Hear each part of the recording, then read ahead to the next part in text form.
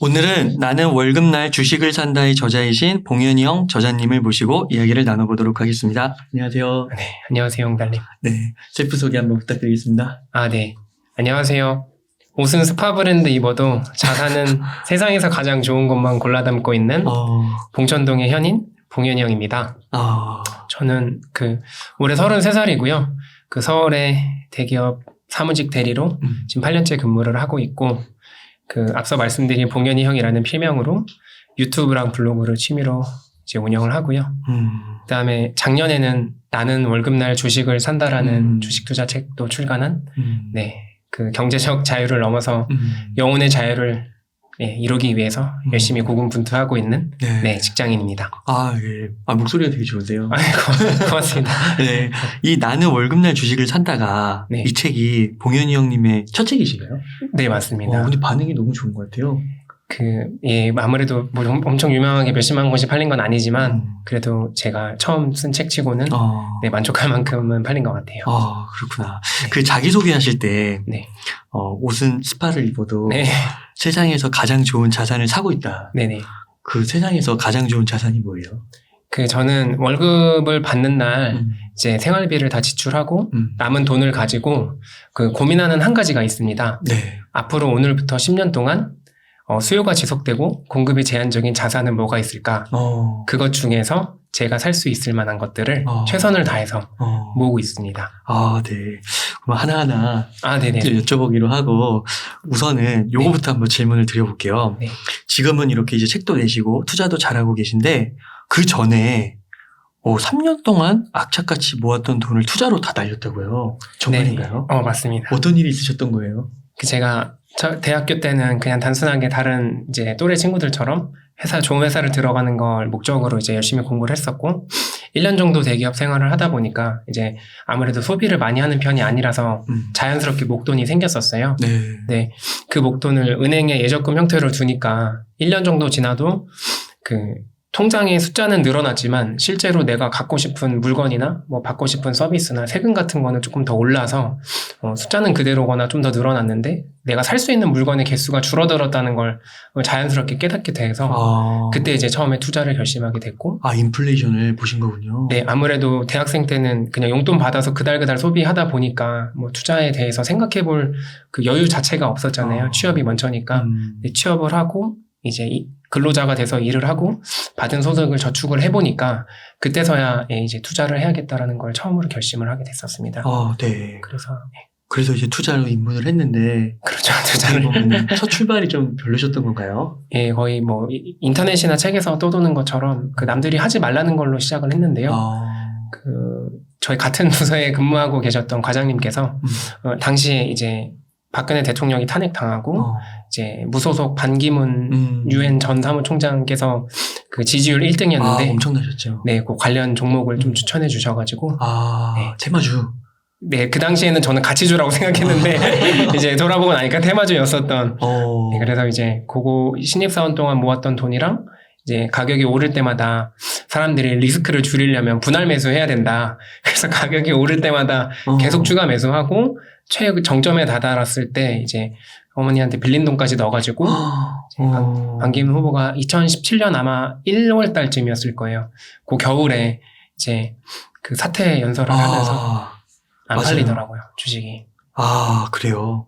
그러면 그 후로 이게 가격이 확 떨어져요? 아마 연속으로 계속 하한가 맞고 이제 중간에 한번 호재 같은 기사 나와가지고 이거는 대선 테마주가 아니라 가치주다 이런 식으로 잠깐 띄었는데 그때 또 더 사서 또 좀 떨어져가지고 그래요? 네, 그래서 그때 아까 말씀드린 것처럼 어머니께 너무 죄송해가지고 이제 제 돈으로 어머니 손해본 것까지 다 돌려드리고 나니까 한 2년 정도 회사 생활했을 때 남은 돈이 없었습니다.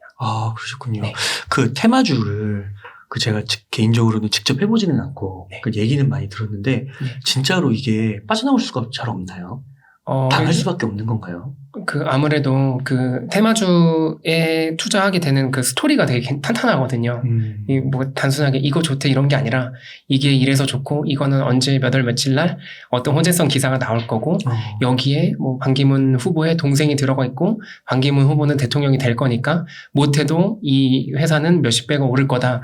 뭐 이런 식으로 스토리가 짜여져 있고 그 시점에 맞게 호재성 기사 같은 게 기가 막힌 타이밍이 나오거든요. 그래서 그게 한번 나는 사실 안 해본 사람들은 그거 바보냐, 그걸 왜 당하냐 하는데 이제 너만 알고 있어. 이렇게 또 최측근이 정말 중요한 정보다, 귀한 정보다라고 알려주면 예, 좀 제가 사실 좀 귀가 얇기도 하고 좀 편견이 없는 대신에 좀 이렇게 잘못된 지식을 어릴 때는 그 정보가 부족하다기보다는 제가 철학이 없어서 그 좀 잘못된 정보를 좀 맹신해가지고 예, 이렇게 좀 사회 초년생 때 큰 상처를 받게 됐고 네, 좀 수업료로 생각하고 있습니다. 지금은.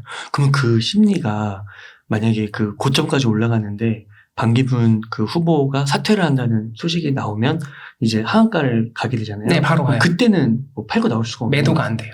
아, 진짜요? 체결이 안 돼요. 네. 그리고 사실 저희가 직장인이잖아요. 반기문 그 후보가 제 기억으로는 오후 1~2시쯤에 그 사퇴 연설을 했는데 아마 1시에 한다고 발표하고 2시에 했었고 그리고 그때도 제가 딱 2시에 맞춰서 기다리고 있을 수 있는 게 아니잖아요. 직장인이다 보니까. 그러니까 그 시점에 바로 할 수 있는 것도 아니고. 그래서 현실적으로 이 매도하는 게 쉽지 않아요. 아, 네. 그렇구나. 네. 그렇게 해서 계속 연일 이렇게 좀 하한가를 맞으면 네. 곤란한 상황에 처하게 되는 거군요. 예, 근데 지금 차트 한번 보여드리고 싶은데 지금 보여드릴 때는 한번 보실래요? 아, 진짜로 이게 좀 정말로 그 수직으로 떨어졌거든요. 그래서 SY라는 지금은 원래는 SY 패널이었고 SY로 이제 사명을 변경했는데 그거 나중에 한번 찾아보시면 그렇군요. 네, 기가 막힙니다. 그러면은 그때 이제 그래도 이제 나중엔 해피엔딩이 돼가지고 다행이긴 한데 ING가 네. 계속 만들어가고 계시니까 더 좋긴 한데 그럼 그때 이제 좀 배우신 게 뭐예요? 깨달으신 거? 우선은 내가 좀 공부를 해야겠구나 라는 것도 좀 깨달았고 이제 그때 사실 공부의 필요성을 깨달았던 것 같아요. 이제 그전에는 말씀드린 대로 무지성으로 이제 주변에 그런 호재성 기사라는 거 소식만 믿고 이제 투자를 했었던 거고 이제 좀 본격적으로 공부를 좀 해봐야겠다. 내가 투자할 수 있는 자산들에 대해서 그래서 그때 뭐 부동산도 공부를 짧게지만 했었었고 그다음에 주식도 했었고 그다음에 아까 말씀드린 것처럼 좀 남들보다 조금 빠르게 암호화폐를 접하게 돼가지고 그때 투자도 조금 시작하게 됐고 암호화폐까지 그러면은 그 어떻게 좀 회복 과정이 있으셨던 거예요?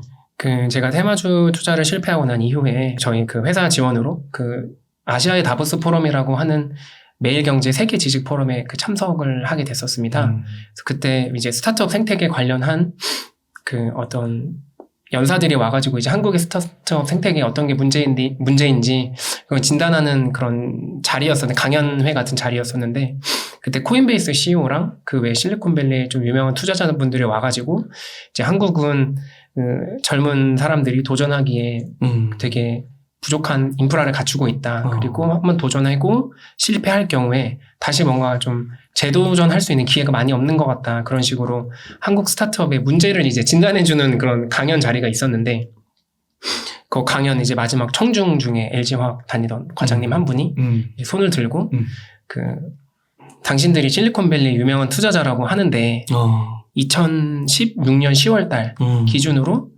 어떤 주식을 사면 좀 많이 오를 것 같냐라는 이제 질문을 했었어요. 그 강의랑 전혀 상관없는 질문을.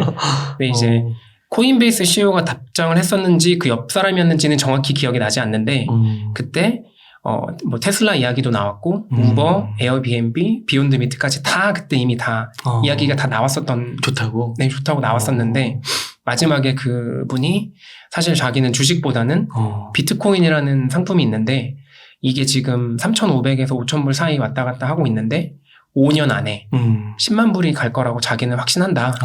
그러면서 한번 공부해봐라 라는 이야기를 했었어요. 그 8,000까지 갔으니까 올 줄 맞네요. 그렇죠. 거의 8,000불까지 갔으니까 8천만 원까지 갔으니까 그래도 그 10만 불이 뭐 사실 1억 2천 이렇게 1억 1천 이렇게 되는데 그래도 그에 준하게 이제 갔다가 왔었죠. 그래서 지금 돌아보면은 그때 나왔었던 종목들 다 많이 올랐잖아요. 테슬라, 비트코인, 그러네. 우버, 뭐 에어비앤비 뭐 이렇게 다 있었는데 그래서 아직도 좀 그래서 아까 말씀드린 것처럼 남들보다 비트코인을 조금 더 먼저 접하게 돼가지고 비트코인에 이제 대신에 돈이 많이 없었잖아요. 돈을 다 잃어버렸으니까. 그래서 이제 매월 적립식으로 투자를 했었고 사실 그 강의실 바로 옆방에 비탈릭 부테린이 있었거든요. 이더리움을 만들었던. 그래서 그 강의는 못 들었는데 그때 이제 이더리움도 같이 접하게 되면서 두 개 자산에 대한 블록체인에 대한 공부도 하고 그리고 그때 비트코인이랑 이더리움만 투자했던 게 아니라 국내에 그 업비트 지분을 많이 갖고 있는 우리 기술 투자나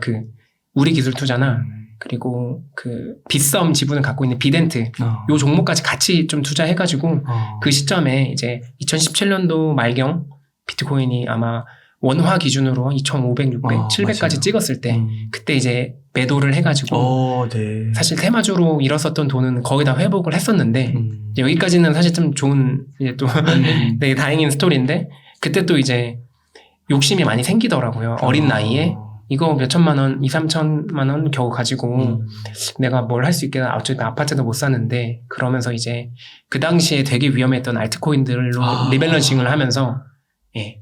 바로 그 다음에 18년 초에 각국 정부에서 이제 가상 징표다. 가상화폐, 암호화폐는 유해하다고 하면서 규제를 막 때리면서 언론에서도 탄압하기 시작했었거든요.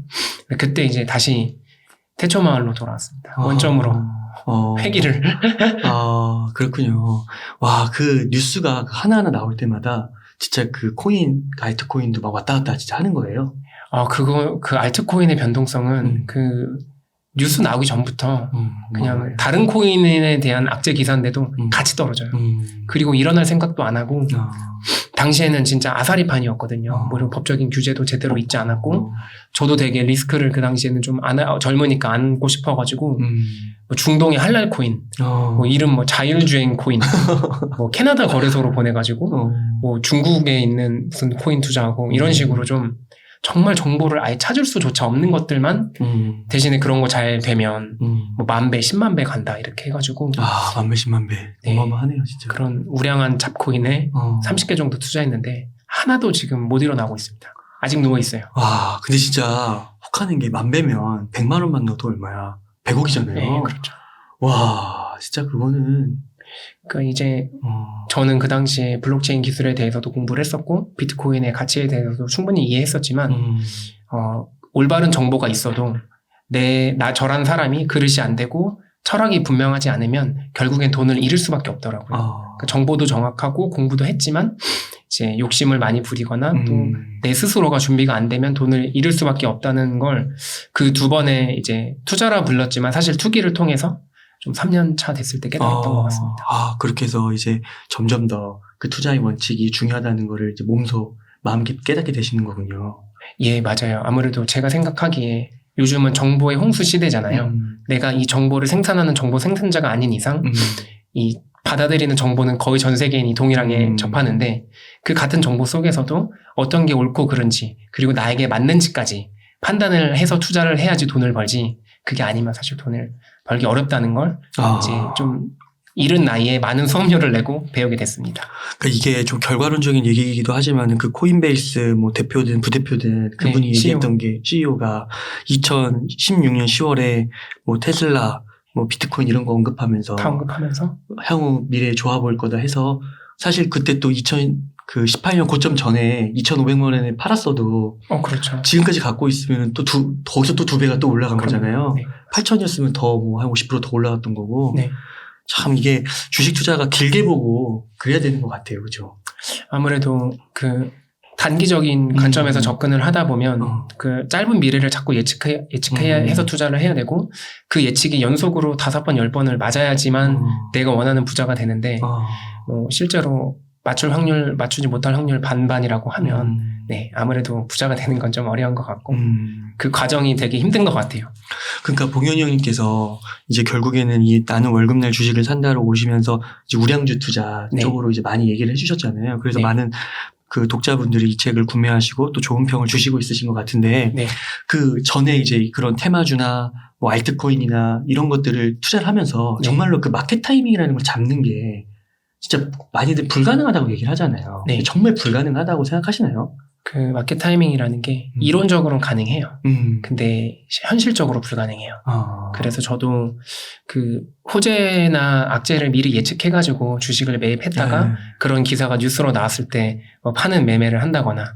근데 사실은 뭐 그 전에 뭐 최근에 뭐 코로나가 발생할지 아니면 러시아랑 우크라이나랑 전쟁이 날지 그걸 의사결정한 사람 말고 알 수 있었던 사람이 과연 누가 있을까요? 그래서 그리고 그 시점에 그 사건이 발생하는 일시 분 초에 내가 깨어서 주식장을 들여다보고 매도할 버튼을 누를 준비를 하고 있어야 되잖아요. 그럴 수 있을 가능성이 집에 무슨 일이 생길 수도 있고 갑자기 뭐 친구 부모님이 돌아가셔서 장례식장에 가 있었을 수도 있고 아니면 점심시간에 어떤 악재가 터지기 전에 물적 분할을 발표하기 전에 뭐 중요한 보고가 들어가 있었고 나갔다 오니까 재산이 반토막돼 있었다. 이럴 수 있으니까 사실은 우리는 어떤 세상에 어떤 일이 벌어질지 그걸 예측할 뿐만 아니라 예측해야 될 뿐만 아니라 그 시점에 내가 매수 버튼을 누를 수 있는 상황인지까지 맞춰야 돼요. 그래서 확률은 더 어려워지는 것 같아요. 그렇죠. 네. 와, 그렇네요, 진짜. 맞잖아요. 네. 그 연준이 금리 인상 발표할 것도 알고 있어야 되고 그 정확히 발표한 시점에 내가 매도 버튼을 누를 준비까지 돼 있어야 되는 누가 날 부르지 않아야 되는 거고. 네, 누가 날 부르지 않아야 되고 뭐 여자친구나 엄마가 찾지 않아야 되고. 아, 그래서 진짜 그 단기 투자 지난번에 인터뷰 한번 했는데 그분도 돈 단기 투자로 많이 버신 분인데 요강을 갖다 놓고 하셨대요. 그렇죠. 그러니까 그런 맥락을 통해서 하니까 그 말이 이해가 되네요. 그리고 그 단기 그 우리가 지금 사실 이제 여기 웅달 채널에 글을 꾸준히 보시는 구독자님도 그렇고 이제는 모두가 전 세계적으로 화폐가 늘어난다는 걸 다 알아버렸잖아요. 근데 화폐는 장기적으로 늘어나지만 하루 이틀 사이에는 사실 큰 양의 변동이 없는데 그 시간 안에 매도를 통해서 차익을 내려면 누군가는 매도를 통해서 손해를 봐야지 누가 차익을 내는 구조잖아요. 그래서 사실은 단기 투자는 그래서 어려운 것 같고 단기 투자로 돈을 버는 게 불가능하다는 게 아니라 가능하지만 저는 못했다. 예, 저는 능력이 안 돼가지고 못해서 그냥 장기적인 관점에서 시중의 통화량은 계속 늘어나고 그 늘어난 통화량은 사람들이 갖고 싶어하는 물건을 생산하는 회사로 들어가거나 사람들이 받고 싶어하는 서비스를 제공하는 기업으로 흘러 들어가고 장기적으로 그런 자산이나 서비스를 많이 제공하는 기업들의 가치가 올라간다라는 그 명제에 동의한다면 좀 장기적으로 접근하는 게 맞지 않나라는 생각을 하고 있습니다. 네. 그러면요, 봉현이 형님. 이렇게 해서 이제 원점으로 3년 만에 돌아오셨습니다. 네, 대추마을로 돌아왔습니다. 정말 드라마틱한, 진짜 다사다난한 3년이었는데, 네. 그 후에는 좀 어떻게 되셨나요? 네, 그래서 이제 그 뒤에는 뭐 단기적으로 레버리지 인버스 같은 거 이제 투자도 한번 해봤고, 뭐 금 투자도 해봤고, 그 다음에 그 아까 말씀드린 대로 특정 호재나 악재를 예측하는 매매도 해봤는데, 이제 그게 맞을 때도 있고 틀릴 때도 있는데, 이게 합쳐보니까 크게 돈이 안 되는 것 같더라고요. 그러니까 시간이랑 에너지는 많이 쏟는데 그거에 들인 거에 비해서 뭐 수익률이 막 그렇게 높지 않아가지고 그냥 그때는 이미 그 당시에도 사실 우량주 사라 삼성전자 매수해라라는 얘기 이미 있었는데 마침 삼성전자가 2018년 한 4월쯤에 액면 분할을 하면서 이제 사원이었던 제가 매수하기에도 부담스럽지 않은 가격이 됐었고 35,000원까지 액면 분할 이후에 쭉 빠졌었거든요. 그래서 그게 매수하기 좀 좋은 찬스라고 생각이 돼서 그때부터 이제 매 월급날마다 우량한 자산 그 중에서도 제가 매수할 수 있었던 삼성전자를 매수하기 시작했고요.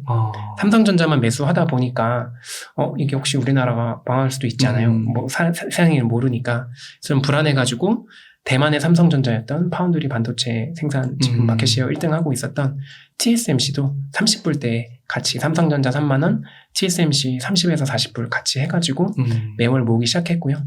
이제 그것만 두 개만 투자를 하다 보니까 자연스럽게 내가 한국에서 원화로 월급을 받는데 그 경제 위기가 올 때마다 환율이 치솟는 걸 보고 달러 표기된 자산이 필요하겠다. 근데 제가 미국에 그 부동산을 살 수는 없잖아요. 연구도 없고 가본 적도 없고 그래가지고 자연스럽게 이제 미국 나스닥 100 ETF랑 S&P 500 ETF도 편입하고 그러면서 이제 매 월급날마다 그렇게 특정 섹터를 정하고 그다음에 개별 종목을 정해가지고 그 시점에 주가가 다 같이 올라가는 게 아니잖아요. 특정 시점에는 삼성전자가 쌀 때가 있고, 뭐 TSMC가 쌀 때가 있고, 애플이나 뭐 테슬라나 뭐 전기차 반도체 섹터가 이제 약할 때가 있었는데 그런 식으로 딱 월급이 들어오면 한 가지만 고민을 했어요. 오늘 기준으로 앞으로 10년 동안 수요가 지속되고 공급이 제한적인 자산은 뭐가 있을까?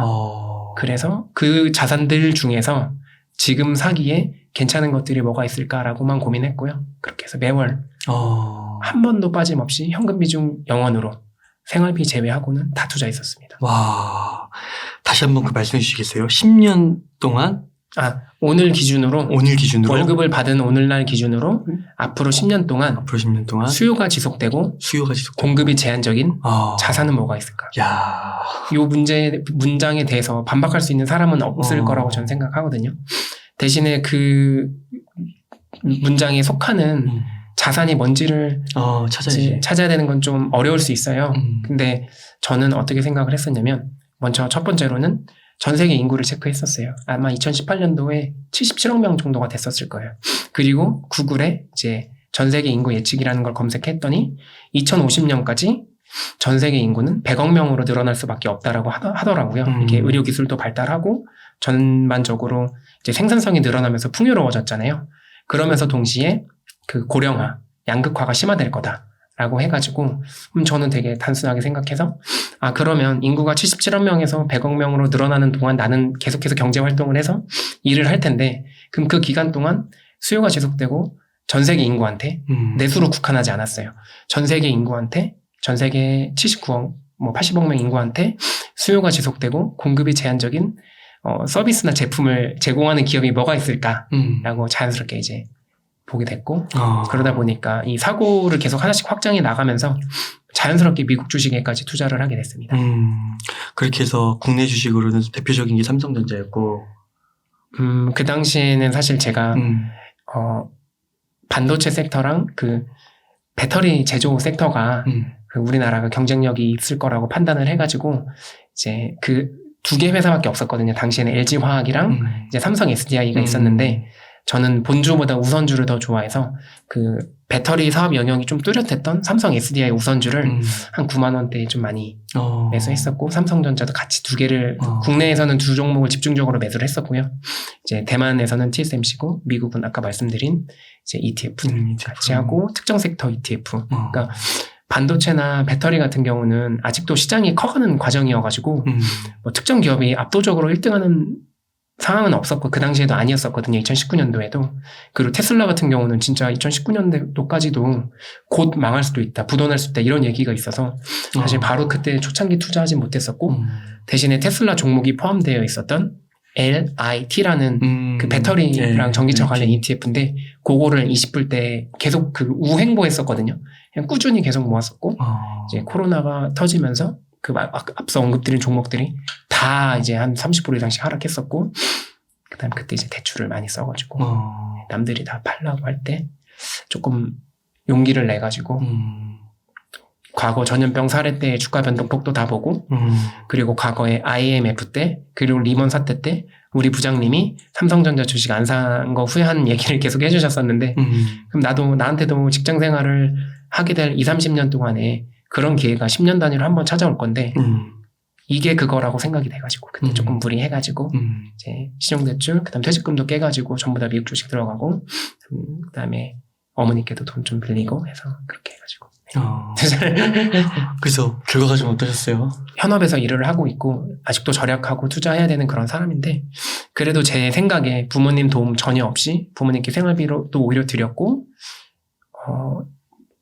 모은 것보다는 훨씬 많은 돈을 이제 조금 현재는 이제 아무래도 물론 주가가 최고점 대비해서 많이 떨어져서 전체 자산이 주식이랑 암호화폐로만 구성되어 있기 때문에 최고점 대비는 많이 떨어졌지만 크게 동요하지 않고 꾸준하게 모으고 있습니다.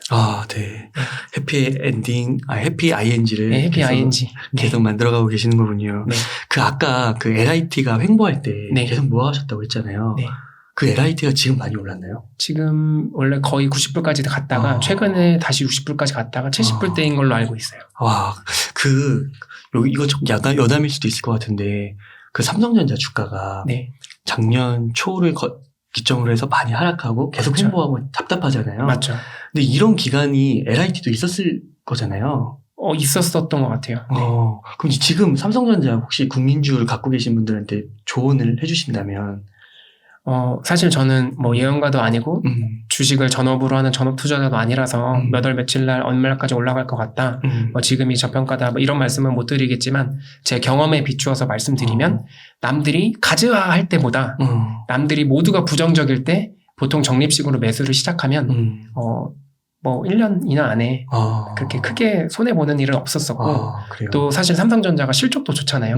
분기 매출도 역대 최대로 나오고 있고 반도체라는 섹터 자체가 장기적으로 성장할 수밖에 없는 산업이고 그리고 그 와중에도 뭐 기술적이든 경제적이든 해자가 있어서 신규 업체들이 진입하기 어려운 시장이라 저는 장기적으로는 좋다고 생각하고 남들이 지금 다 파는 시점이고 부정적인 이런 상황이 많은데 실적은 좋다라고 하면은 굳이 매수를 할 거면 남들이 막 다 이제 10만 간다 이렇게 20만 간다 할 때보다 지금부터 매수를 시작하는 게 저는 합리적인 선택이라고 생각을 하고요. 대신에 이제 삼성전자만 모으는 거는 저는 좀 부정적인 편입니다. 삼성전자도 매수하는 거는 좋은 투자라고 생각합니다. 그러니까 이렇게 거의 1년 조금 넘게 이렇게 좀 떨어지고 횡보하는 것도 네. 그냥 뭐 너무 주식시장에서 이상한 일 아니고 그냥 당연하게 하나에 받아들이고 좀 더 기다릴 줄도 알아야 되고 이런 관점인가요? 아무래도 사람들은 내가 산 날부터 한도 빠짐없이 우상향해야만 맞아요. 정상이라고 생각하는데 관점을 조금 다르게 보면 예를 들어서 저 이제 올해 33살이고 또래 사회초년생들이 봤을 때 나는 이미 삼성전자를 10주밖에 안 갖고 있는데 그럴 경우에는 주식이 떨어지는 게 좋은가요? 오르는 게 좋은가요? 떨어져야죠. 예. 근데 만약에 내가 10억, 20억 정도 자산을 갖고 있고 나는 앞으로 더 이상 일할 생각이 없다. 소득이 없다. 있는 거 팔아서 써야 된다. 그런 분들 입장에서는 또 지금 이 상황이 지옥 같은 거라서 사실은 조금만 관점을 달리 보면 보통 이제 우리가 단기적으로 500만 원을 1000만 원으로 불린다고 해서 우리가 원하는 만큼의 그 어떤 목표를 이루진 않잖아요. 보통 투자하시는 분들은 뭐 20배, 30배 생각을 하시면서 투자를 하거나 하시니까. 그래서 관점을 조금은 달리 보면 어차피 그 삼성전자라는 기업이 망하면 대한민국이 망하거든요. 우리나라 구조가 자원이 없는 나라고 원재료를 수입해서 이걸 가공해서 가치 있는 상품으로 만들어서 수출을 하는데 그 수출하는 제품에 아주 중요한 포션을 차지하는 삼성전자라는 기업이 망하면 대한민국이 망해요. 그러면 아파트 가격도 장기적으로 떨어질 수밖에 없고 다른 자산에도 영향을 받아서 저는 삼성전자를 매수하는 행위는 그냥 강남의 아파트를 분할 매수하는 거랑 똑같다라고 인지를 하고 대신에 아까 말씀드린 것처럼 대한민국이라는 국가가 지정학적으로도 리스크가 있고 또 뭐 여러 가지 상황을 고려했을 때 좀 달러 표기된 자산인 미국 주식 같은 거를 손쉽게 살 수 있으니까 가지고 있는 게 좋을 거라고 생각하고 또 저는 이제 암호화폐에 좀 강한 확신이 있어가지고 그것도 일정 비중 어느 정도 확신이 있는 만큼만 일단 가져가는 게 좋지 않을까. 맞아요. 올인은 안 되는 것 같아요. 강남 아파트도 그 부동산도 강남 아파트만 갖고 있으면 사실 노후에 문제가 될 수도 있잖아요. 다른 현금 흐름이 없으면. 그렇죠. 그러니까 삼성전자가 아무리 좋고 뭐 올라간다 하더라도 삼성전자만 하는 거는 확실히 좀 좋지는 않아 보이는. 네. 이제 뭐 물론 잘 되면 더 좋겠지만 리스크가 저는 아까 말씀드린 것처럼 세상에서 가장 보수적인 투자자거든요. 제 기준에는 저는 현금을 들고 있는 게 가장 위험한 행위라고 생각하고 그 외에서 그러면 현금 외적으로 다른 걸 갖고 있어야 되는데 그 중에서는 시가총액 상위에 그다음에 현재도 잘 벌고 있고 미래에도 앞으로 성장성이 기대되는 자산들을 갖고 있는 거는 안정적이라고 생각해가지고. 그러면 암호화폐도 투자하고 계시다고 했는데 네, 비트코인. 혹시 비트코인 위주로? 네, 맞습니다. 알트를 이제는 안 하시는 건가요? 혹시 뭐 이제 옹달 책방 구독자분들은 뭐 비트코인과 알트코인의 차이를 당연히 아실 것 같긴 한데 일단 비트코인은 비트코인이고 비트코인을 제외한 모든 코인을 알트코인이라고 부르는데 이제 비트코인 투자하시는 분들은 아시겠지만 비트 맥시멀리스트라고 해서 비트코인을 좀 집중적으로 매수하고 있는 투자를 하고 있고요. 그래서 암호화폐 자산에서 비중으로 나누면 90%가 비트코인이고 10%가 이제 시가총액 순서인 메이저 알트코인들. 그러니까 아무래도 이더리움이 많겠죠. 그래서 그거를 계속해서 적립식으로 모아가고 있습니다. 그러니까 비트코인 그 암호화폐에 대해서도 되게 부정적인 분들 많잖아요. 네. 근데 그런 확신이 있으신 거예요? 아까 제가 옹달님이랑 식사하면서 말씀드렸던 것처럼 그 암호화폐라는 얘기만 들어도 사실 또 진절머리 치시는 분들도 있고 뭐 그러신 분들이 많은 거 충분히 이해하고 있고 이 변동성이 크다 보니까 위험하다고 인식하는 건 알고 있는데 제가 생각하기에 비트코인을 현대인들이 이해하기 어려운 이유가 비트코인을 이해하려면 좀 상상력이 많이 필요하거든요. 상상력이. 네, 어린 친구들은 상상력이 있지만 돈이 없고 이제 돈이 있는 성인들은 상상할 시간이 없어서 모든 세대에 걸쳐서 비트코인을 이해하는 게 쉽진 않다라고 저는 생각을 하고 조금 더 자산에 대해 편견을 버리고 한번 얘기를 들어보고 하면은 저는 사실 비트코인이 2022년도 기준으로 리스크가 낮은 적립식으로 모아서 장기간 투자한다고 봤을 때 리스크가 아주 낮은. 아, 그래요? 제 기준에는 사실 리스크가 제로라고 생각하고 투자하고 있습니다. 그래요. 사람들이 우량한 자산의 가격이 변동하는 걸 리스크라고 생각을 하는데 저는 아까 말씀드린 것처럼 그 우량한 자산의 가격이 변동하는 건 리스크가 아니라 저같이 이제 막 사회에 시장에 참여한 사람들에겐 기회라고 생각을 하고 있고요. 강남 아파트가 가격 변동이 심하지 않은 이유는 이 쪼개서 팔 수가 없잖아요. 30평짜리 아파트를 0.1평씩 100개로 팔 수가 없잖아요. 근데 주식 같은 경우나 부동산 같은 경우는, 비트코인 같은 경우는 특정 지분을 유동화하기가 너무 쉽잖아요. 맞아요. 그래서 그 시점마다는 사람들이나 기관 투자자들의 수급의 영향을 많이 받는데 장기적으로 지구상의 80억 인구에게든 모두 개인에게든 더 많은 가치를 발생시키는 자산은 장기적으로는 더 많이 오를 수밖에 없다고 생각을 하고요. 2022년도 이미 오를 대로 많이 오른 서울 아파트나 뭐 아니면 지방 부동산이나 1000불이 넘어가는 테슬라를 적립식으로 투자하는 것도 물론 좋은 투자지만 앞으로 조금 더 이제 4차 산업 시대에 더 많은 부를 얻기 위해서는 저는 젊은 분들이라면 특히나 비트코인을 자산에 최소 5%에서 10%는 포함시켜야 되고 공부하시면서 확신이 늘어나면 그 늘어난 만큼만 비중을 늘리는 게 좋다 생각하고요. 저 같은 경우는 2022년 4월 14일인가요 오늘? 오늘 기준으로 13일, 오늘 기준으로 암호화폐와 주식의 비중이 50대 50%입니다. 야, 그러시군요. 그러니까 그 말씀해 주실 때 세상에서 가장 좋은 자산을 모아가고 있는 사람이라고 하셨는데 투자가 그 정의가 10년 동안 오늘 기점으로 해서 10년 동안 수요가 증가하고 공급이 제한적인 거라고 하셨잖아요. 수요가 지속되고 공급이 제한적인 자산의 가치는 반드시 상승한다. 비트코인이 맞는 것 같은데요. 뭐 아무래도 비트코인 같은 경우는 이제 2,100만 개로 발행량이 공급되어 있고 기 발행된 게 최근에 1,900만 번째 코인까지 이제 채굴이 완료가 됐고요. 앞으로 이제 지정학적인 리스크가 더 많이 생기고 각국 정부에서 인플레이션을 계속 유발하는 정책을 이제 할 경우에 그 전 세계적으로 아까 말씀드린 81억 명의 인구한테 지속적으로 수요가 늘어날 수밖에 없을 거라고 저는 확신을 하고 있습니다. 저도 웅달책방 구독자분들께서 아까 저희가 귀가 얇아서 테마주에도 이제 발을 담갔지만 또 귀가 얇기 때문에 비트코인이라는 새로운 자산을 남들보다 조금 더 일찍 접하게 됐고 그러면서 공부를 꾸준히 하면서 이렇게 확신을 갖게 된 것 같습니다. 그러면 비트코인은 팔지 않는 건가요? 한 번도 팔아본 적이 없고요. 제 적립식으로 계속 꾸준하게 모아가고 있습니다. 그렇구나. 그러면 제가 조금만 더 구체적으로 여쭤보면 예를 들어서 한 300만 원이 이렇게 수입으로 들어오는 거예요. 그러면 뭐 이것저것 쓰고 예를 들어 이제 100만 원이 딱 남았습니다. 100만 원으로 이제 투자를 할 수 있어요. 그럼 어떻게 찾으면 좋을까요? 우선 이제 본인이 나이 연령대랑 이제 투자 목표하는 게 어느 정도냐에 따라서 조금씩 다를 것 같은데요. 만약에 제가 30살이고 한 달에 가처분 소득이 생활비 뭐 다 쓰고 남은 게 100에서 150만 원이다. 그럼 이제 한번 제가 여쭤볼게요. 매월 100만 원씩 지금 테슬라 한 주가 딱 100만 원 조금 넘거든요. 그럼 지금부터 10년 동안 매월 100만 원씩 1년에 테슬라 12주 10년 동안 120주 사서 부자가 될 수 있을 거라고 생각하세요? 못 살 것 같아요, 저는. 그러니까 그런 테슬라 같은 종목을 쌀 때 발굴해서 이제 이만큼 오를 때까지 기다렸으면 당연히 부자가 됐는데 오늘은 2022년이잖아요.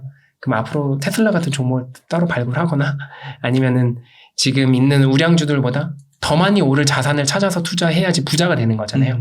부는 상대적인 거니까 뭐 아파트가 2배 올랐으면 삼성전자는 4배 오르고 테슬라는 7배 오르고 그럼 그거보다 부자가 되려면 이거보다 더 오르는 걸 찾아야 되는데 제가 생각했을 때 전 세계 자산을 시가총액 순서대로 쭉 내려놨을 때 부동산 제외하고 금이 가장 비싸거든요.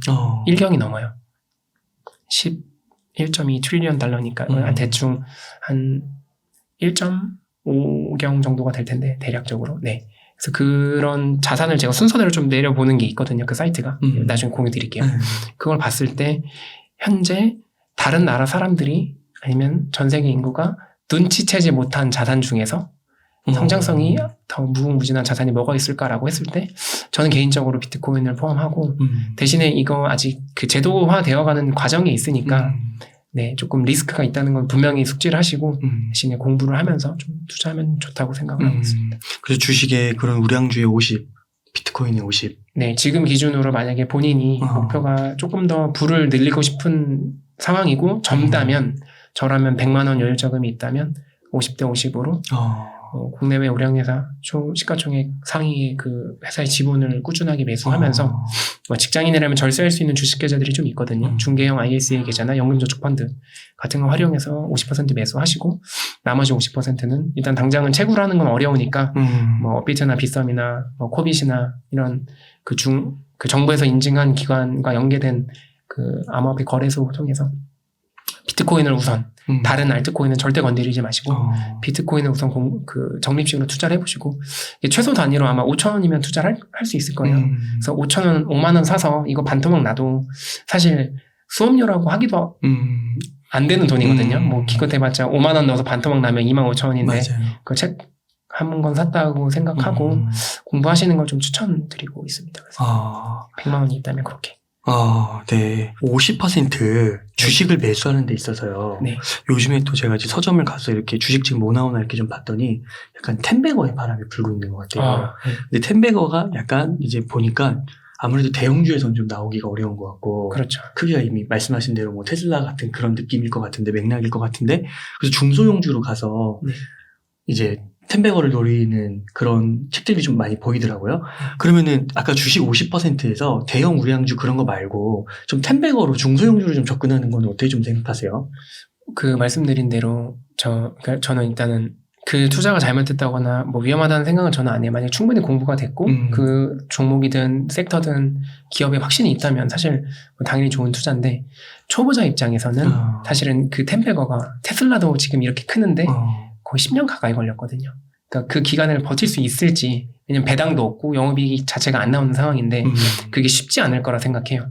그거를 주식 투자를 아예 한 번도 안 해본 사람이 그 장기적인 안목을 가지고 그 중소형주에 정보 찾기도 힘들고 뭐 이렇게 불안한 종목에 그걸 선점해서, 물론 그걸 이제 특정 섹터에 진짜 전문 지식이 있는 분들이라면 권유하는데 그게 아닌 정말 주린이 분들이 있잖아요. 평범한 회사원들이라면 우선은 우량 자산을 모으는 걸로 먼저 시작을 하고 그 다음에 어느 정도 자산이 일궈져서 거기서 현금 흐름이 나올 때부터 텐베거를 찾고 투자를 해도 저는 늦지 않다고 생각해요.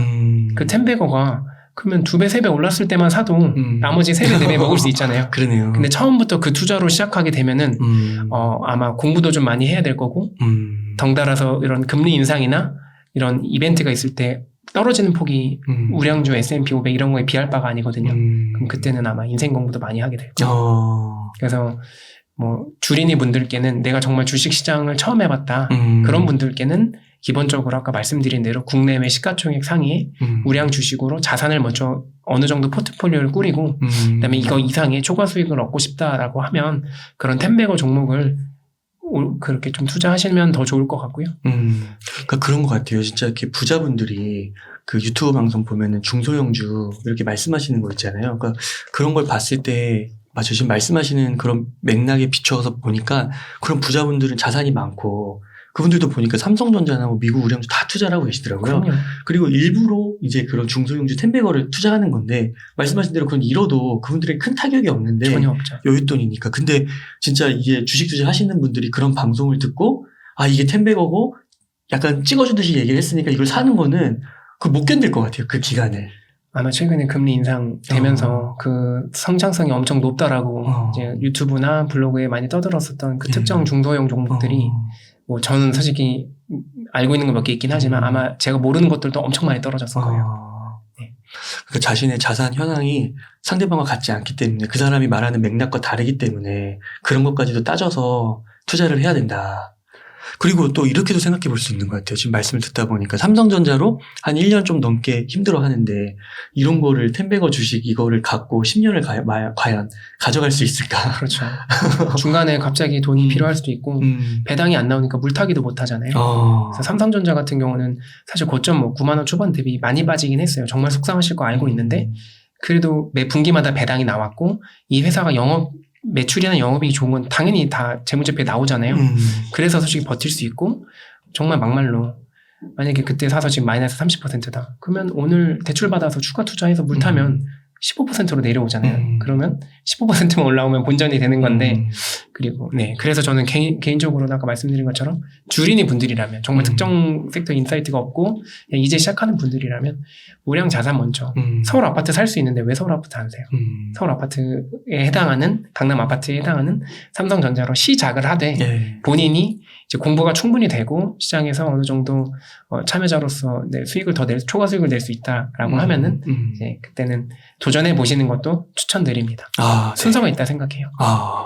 그러면 이렇게 매달 그냥 월급 들어올 때마다 진짜 현금 남기지 말고 적립을 그냥 꾸준히 가격이 상관없이 그냥 떨어지도 사고 더 많이 살 수 있는 거니까. 네, 그런 맞습니다. 식으로.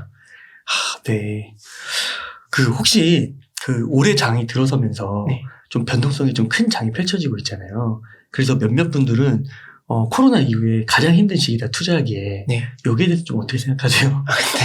아까 저는 아무래도 상대적으로 초반에 그 어떤 위기를 다 겪어봐가지고 사실 지금 이 정도는 원래 이런 거 몇 년 단위로 있었던 일인데 사실 사람들이 아무래도 한국 분들이 특히나 작년 2021년 코로나 때 이제 소득이 있는 분들은 소비가 줄면서 가처분 소득이 늘어나면서 자연스럽게 투자를 많이 하게 됐잖아요. 시중에 돈도 많이 풀렸고 그러면서 아무래도 고점인 상태에서 많이 들어오셨을 거예요. 그래서 지금 같은 이 시기가 너무나 힘드실 거고 또 고통스러우실 텐데 아까 말씀드린 것처럼 이 우량한 자산의 가격이 가치 변동 없이 가격이 하락하는 건 리스크가 아니라 기회라고 봤을 때 장기적으로 모아가실 계획이 있으신 분들이라면 저는 이건 사실은 기회라고 생각을 하고 있고요. 싸게 살 기회. 그렇죠. 그런 기회라고 생각하고 있고 그럼 저 같은 경우는 그 현금을 들고 있는 행위는 투자를 하지 않는 게 아니라 구매력 손실이 확정적인 자산에 투자하는 행위라 생각하거든요.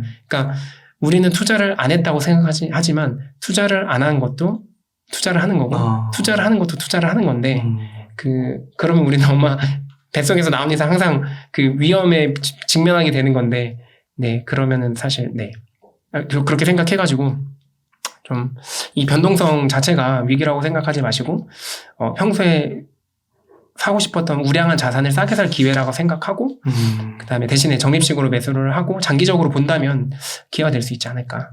그러니까 지금 되게 말씀하시면서도 되게 독특했던 게 보통은 뭐 현금을 한 20% 항상 보유해 두라고 하잖아요. 그런 분들이 조언도 많잖아요. 근데 그렇지 않으시는 거잖아요. 만약에 제가 10억을 갖고 있다면 아마 2억 정도는 현금을 빼놨거나 채권을 넣어놨거나 아니면 그 변동성이 적은 배당주나 채권형 주식을 사놨을 것 같아요. 근데 만약에 사회초년생 예를 들어서 2천만 원, 3천만 원 있는데 투자에 있어서는 크게 의미가 있는지 잘 모르겠고 말씀드린 대로 현금은 들고 있으면 가치가 계속 떨어지니까 좀 그런 차원에서는 상황마다 좀 다른데 젊은 투자자분들이라면 어차피 매월 일을 하니까 그 월급으로 추가 매수할 수 있으니까 그냥 꾸준하게 매수하는 게 가장 좋지 않을까라는 생각을 하고 있습니다. 좀 단순하게 좋은 것 같아요. 그러면은 지금 좀 힘들어 하시는 분들에게 한 말씀 해주신다면? 제가 지속적으로 말씀드린 것처럼 그 시장이 이제 우량한 자산의 가격이 하락하는 건 말씀드린 것처럼 가치가 변하는 게 아니라 가격이 변하는 거니까 그걸 좀 이제 매수할 수 있는 기회를 생각하시고 추가 매수할 수 있는 기회를 생각하시면 좋을 것 같고 만약에 특정 종목에 편중되어 있다면 이번 기회에 우량 자산이 다 비슷하게 많이 빠졌잖아요. 삼성전자도 빠지고 어쨌든 테슬라도 1200불 최고점 대비해서는 뭐 20% 빠진 상태고 뭐 또 다른 배터리 종목이나 뭐 반도체 관련 주식도 있고 비트코인도 최고점 대비 거의 반토막 가까이 난 상태고 그러니까 오히려 리밸런싱하기 좋은 기회가 아닐까라고 저는 생각하고 항상 하락장에 저는 리밸런싱을 하거나 뭐 레버리지를 일으켜서 추가 투자를 했는데 뭐 지금 시점이 레버리지를 일으키기 적합한 시점인지는 솔직히 모르겠어요. 저는 코로나 때는 제가 레버리지를 좀 크게 일으켜가지고 뭐 10년마다 오는 기회라고 생각을 해서 매수했는데 아직 삼성전자 주식은 67,000원이거든요. 그러니까 삼성전자 주식이 3만 원까지 빠지면 저는 당연히 레버리지를 일으키겠는데 지금 시점은 사실 잘 판단을 못하겠지만 좀 지금 상황이 힘드신 분들은 좀 앞으로 장기적으로 계속 투자를 해야 되는데 그렇게 가기 위해서 좀 포트폴리오를 재정비하고 자산을 리밸런싱하는 기회로 삼으셨으면 좋지 않을까 합니다.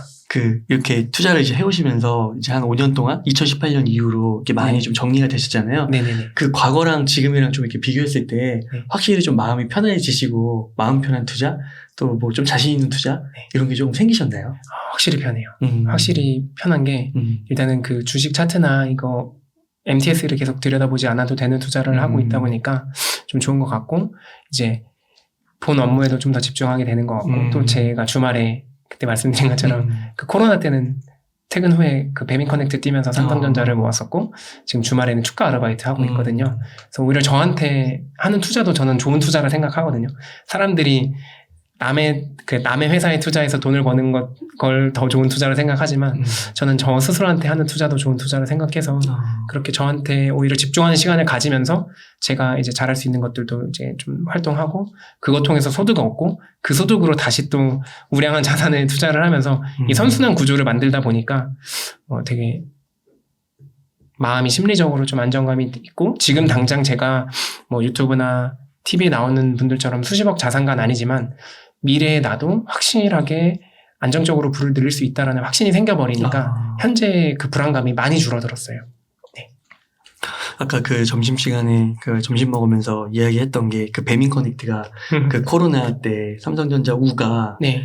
거의 3만 원대까지 떨어졌을 때 네, 3만 5천까지 떨어졌었어요. 그때 배민 커넥트 뛰면 이틀 일하면 한 주 살 수 있다고. 예, 그 코로나 시점에 그 배민 라이더가 많이 부족해가지고 도보로 뛰는 게 있거든요. 그래서 그거를 퇴근 후에 1시간 반 정도 뛰면은 한 15,000원에서 2만 원 정도가 이제 들어왔었어요. 그 행사 같은 이벤트가 있어가지고 그래서 거의 매일 해가지고 이틀마다 삼성전자를 한 주씩 샀고 제가 보시면 시계가 아예 없거든요.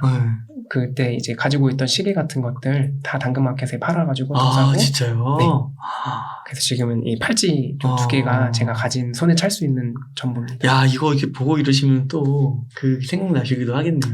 네, 그래서 마음도 다시 리프레시도 하고. 네, 그런 생각도 들고 그리고 그때 정말 간절한 마음으로 그 주식을 모았었거든요. 그래서 네, 또 목소리가 좋으셔서 축가도 하시고. 축가 아르바이트도 하시고. 주말에 축가 아르바이트 해가지고 이제 또 그런 식으로 해서 월급이랑 그리고 이미 샀던 종목에서 나오는 배당금이 계속 꾸준히 나왔었어요. 아무래도 우량한 회사를 사다 보니까 주식의 가격은 떨어졌지만 매출이나 영업이익이 변동이 없거나 오히려 늘어서 배당은 늘어났거든요.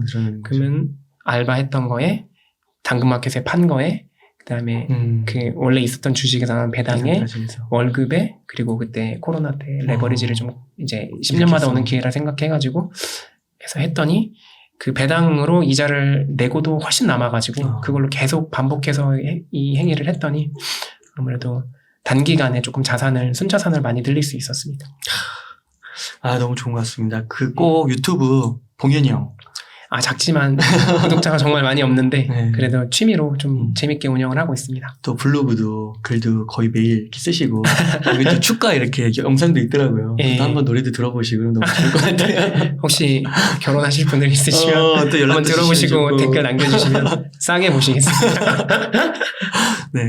근데 축가를 되게 자주 들어오시는 것 같더라고요.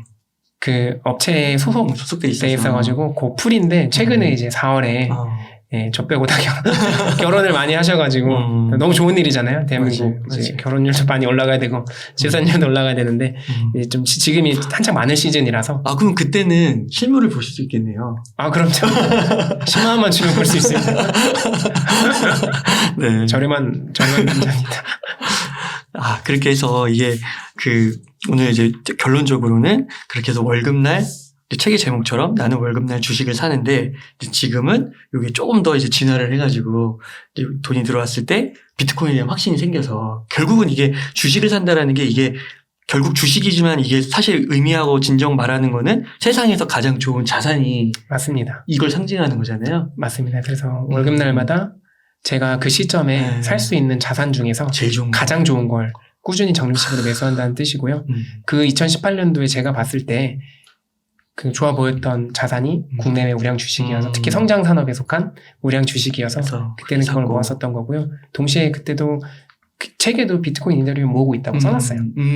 나는 월급날 주식을 산다 책에도. 그러니까 만약에 뭐 특정 시점에 부동산이 싸다는 판단이 들면 아마 부동산을 모았을 거예요. 그렇죠. 근데 저는 아무래도 지금 위에 40대, 50대 세대 분들보다는 늦게 태어났고 제가 대학을 졸업하고 직장 생활을 하고 마주했던 현실은 사실 아파트를 사는 게 부모님 도움 없이 사는 거는 물리적으로 불가능했어요. 저희 집안은.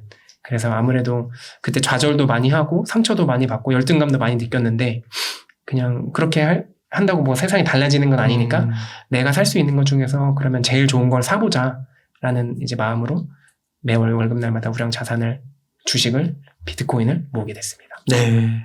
그래서 이렇게 50대 50으로 투자를 하고 계신데 이걸 또 50대 50이 이렇게 너무 이렇게 또 공식처럼 받아들이지 마시고 오늘 아니에요. 내용을 통해서 본인 맥락에서 그리고 공부도 하신 상태에서 이런 차원에서 이런 결론에 봉윤이 형이 이르신 것처럼 나에게도 이런 포트폴리오 비율에 그걸 찾아보시면 너무 좋을 것 같아요. 네. 한번 아까 말씀드린 것처럼 편견을 조금만 내려놓으시고 웅달 책방 특히 구독자분들은 더 그런 분들이 많으실 거라 생각하거든요. 편견 없이 다른 사람 이야기를 경청하실 수 있는 분들이 많을 거라 생각하는데 그럼 한번 저 친구는 자기가 보수적인 투자자라 말하고 현금 한 푼 없이 저렇게 전 재산을 투자하는데 어떤 자산이길래 저렇게 투자하나 하는 그 표면적인 기사를 보지 마시고 그 진짜 본질을 한번 들어가서 비트코인의 어떤 그 블록체인 기술도 한번 데이터 보관 기술도 공부해 보시고 발행량이 정해진 거 그리고 이게 왜 도대체 가치를 갖는지 그러면 비트코인 이전에 비트코인과 가장 유사했던 건 바로 금인데 금은 왜 가치를 갖게 됐는지 이 역사를 같이 공부해 보시면 아마 분명히 좀 투자를 할 생각을 갖게 되지 않을까라는 생각을 좀 네. 그래서 꼭 오늘 방송 통해서 이런 오늘 봉윤이 형님께서 좋은 인사이트 많이 나누셨는데 여기에 대해서도 한번 생각해 보시고 더 나아가서 이 나는 월급날 주식을 산다 이 책에 더 자세한 내용들 많이 담겨 있으니까요. 아주 구체적이고 디테일한 사항도 꼭 챙겨보시면 너무 좋을 것 같습니다. 네.